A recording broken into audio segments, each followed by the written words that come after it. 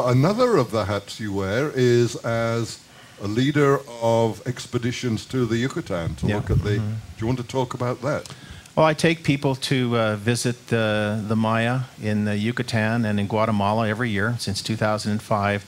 And the main reason I do it is because that group of people, which is basically us, right? Not just a culture, but people, had an idea about the evolution of consciousness. And a lot of people believe it's about the evolution of human consciousness, but it's basically not terrestrially based, but all evolution, all consciousness. And the Mayans had many calendars. Only one of them was based on space and time. All of the rest of the calendars have to do with this evolution of what consciousness represents. So we go and every year, and I have a partner down there, Miguel Angel Vergara, and very highly trained shaman. And we do ceremony and visit sacred sites, but also we do workshops and whatnot, and explain the astronomy of the Maya and the calendrical system and what we feel it really means as to why all of us have incarnated at this time. Why are all of us here now? So what do you what do you think is the true significance of December 21st, 2012? Yeah, that's the big question, isn't it? Well, first of all, if you agree that time is cyclical, that, on December 21st, 2012, and there's a lot of other dates that are being thrown around, that after December 21st comes what? December 22nd. Okay? And so we kind of get hyped up about end times because we're very results-oriented beings. We tend to put things in terms of when, and in spirituality, it's more about effort than it is about time. But there are moments or epochs when all of this energy comes together so we can advance further, farther, faster. This is a great time to be here because we have the opportunity to really grow quickly. So this end time is actually facilitating growth, not the other way around. And the way you can really mess this up is by going into fear or reacting to apocalyptic, catastrophic, cataclysmic type of thinking. So this time period represents an opportunity for great growth by complete and total surrender. That means it's a time you have to open your heart and go into trust. You have to embrace yourself, not brace yourself. Right? Right? Good one. So that's why I take people there, is because when you go to sacred sites, you're sitting in the karma and the all of the prayer and the ceremony that has gone there before in those sites. So there's a certain activation and recapitulation that happens there as well. Yeah, I think one point that should be made, Hollywood is doing a really nasty job with that movie 2012. Oh, yeah.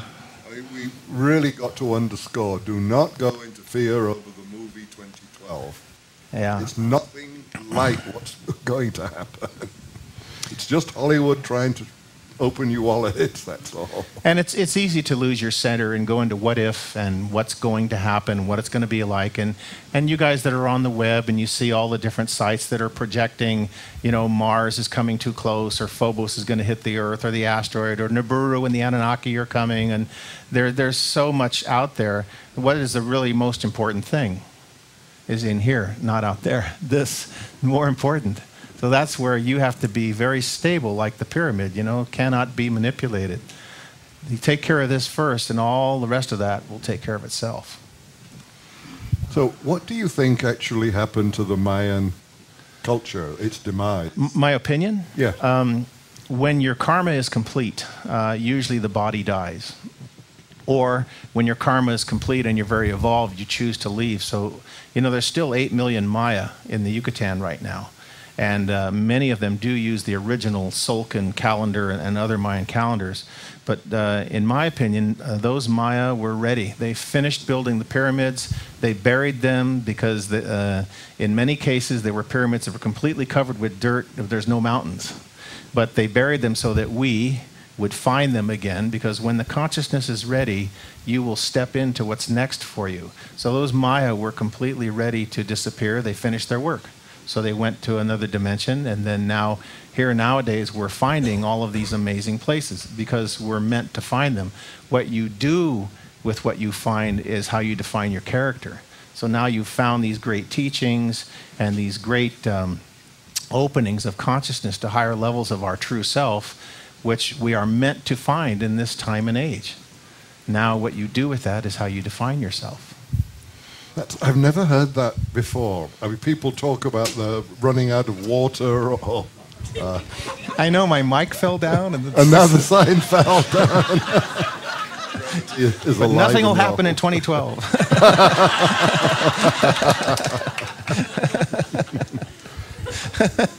Yeah, people talk about them running out of water, so they had to relocate. I've never heard the idea of the entire population cycling off. Yeah. It's fascinating. I heard the similar thing happened to the Anasazi as well. And other root races that have been here many, many millions of years ago. Yeah. So we've talked about a number of the hats you wear. Which is your favorite hat? Where's your passion? I guess mostly in the healer's training. I love to do that. I have many students in Calgary, Canada, so I'm establishing a school there and one in San Diego. And I hope to, as Steve has done, I hope to do webcasts to be able to teach this widely. Mm-hmm. Yeah. So people could have a vacation in San Diego and come to one of your workshops. Oh, most certainly. Absolutely. Mm-hmm. Yeah. Okay, well, we've got a couple of minutes left. What thought do you want to leave us with? Well, I think that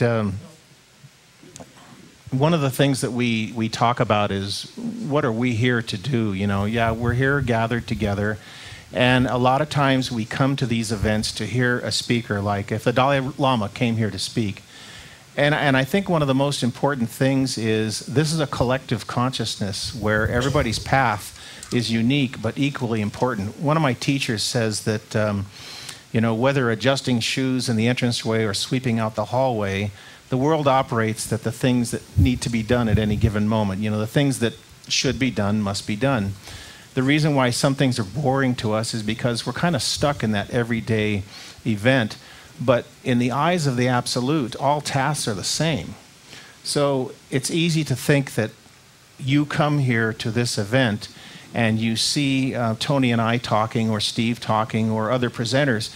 But most importantly is we created this together. We might be the ones doing the talking, but this is a collective where everyone's path is of equal importance. If you don't think so, that's your illusion. What you do with your path is how you open your heart to what Sogyal Rinpoche calls your true self, you know, the higher part of who you are. So please don't think that you just happened upon this or that you just heard about it. Your consciousness is constantly creating what's next for you over and over and over again. And when the consciousness is ready, you'll step into that awareness.